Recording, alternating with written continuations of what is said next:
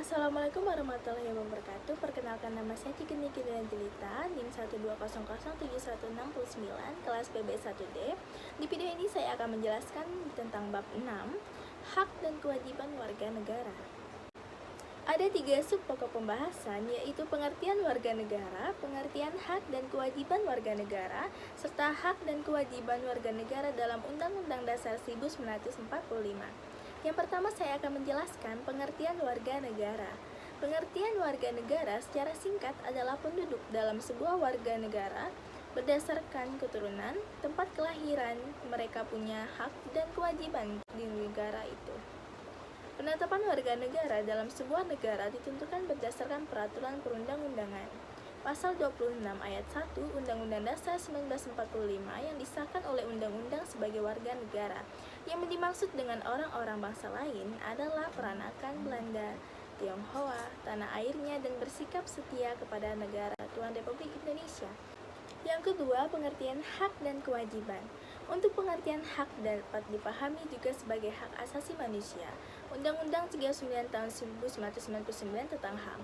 HAM adalah seperangkat hak yang melekat pada hakikatnya dan keberadaan manusia sebagai makhluk Tuhan Yang Maha Esa, dan merupakan anugerahnya yang wajib dihormati, dijunjung tinggi, dan dilindungi oleh negara, hukum, dan pemerintahan, dan setiap orang demi kehormatan serta pelindungan harkat dan martabat manusia. Kewajiban asasi adalah kewajiban dasar yang harus dijalankan oleh seseorang dalam kaitannya dengan kepentingan dirinya sendiri, alam semesta, masyarakat, bangsa, dan negara, maupun kedudukannya sebagai makhluk Tuhan. Di Indonesia sendiri, antara hak dan kewajiban harus dipenuhi warga negara secara seimbang. Hak dari seringkali dileburkan dalam hak kolektif atau sosial. Di samping hak pribadi seseorang, terdapat hak-hak orang lain sehingga masing-masing individu harus menghargai hak individu yang lain, yang kemudian melahirkan kewajiban-kewajiban warga negara. Perkembangan HAM di Indonesia 1945 sampai 1959, HAM sudah mendapatkan legitimasi yuridis dalam Undang-Undang Dasar 1945 meskipun belum optimal seperti leluasan kependirian partai-partai politik. 1959-1966 terjadi pemasungan hak asasi sipil dan politik seperti hak untuk berserikat, berkumpul, dan mengemukakan pendapat dengan tulisan.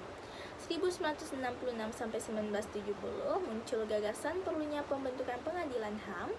1970 sampai 1980 persoalan HAM mengalami kemunduran dan terjadi penolakan terhadap HAM. 1990 pemerintah membentuk Komnas HAM 98 dan sampai sekarang. Setelah jatuhnya rezim Orde Baru, terjadi perkembangan luar biasa pada HAM dalam Undang-Undang Dasar 1945. Nah, untuk terakhir yaitu yang ketiga, hak dan kewajiban warga negara. Menurut Undang-Undang 1945, hak warga negara. Pengaturan hak warga negara diatur dalam Undang-Undang Dasar 1945 pasal 28A sampai dengan 28J. Hak asasi pribadi, kebebasan berpendapat, kebebasan beragama, kebebasan bergerak, dan lain-lain.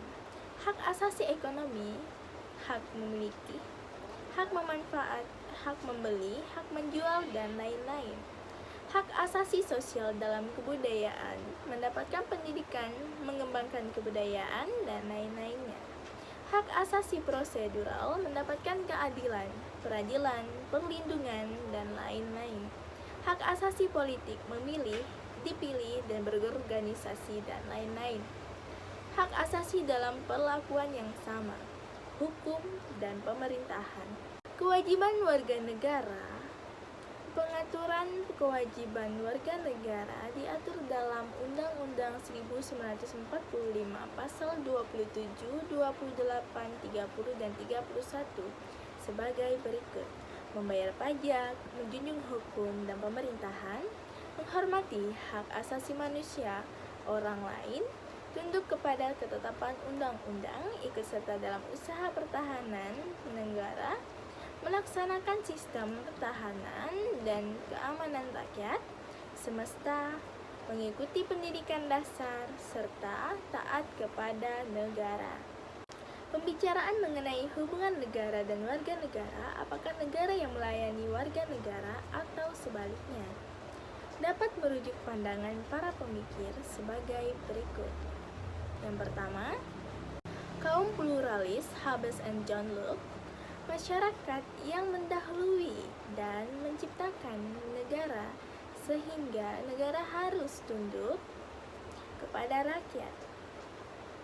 Kedua, kaum Marxis Antonio Gramsci, dominasi kekuasaan ada pada negara.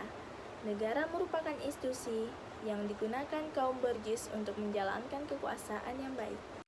Kaum sintensis Anthony Giddens menyatukan kedua pandangan di atas kata kunci struktur atau negara untuk teori Marxis dan agensi atau warga negara untuk teori pluralis, yaitu negara warga negara saling mempengaruhi.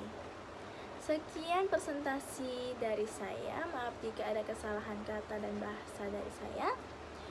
Saya pamit undur diri. Wassalamualaikum warahmatullahi wabarakatuh.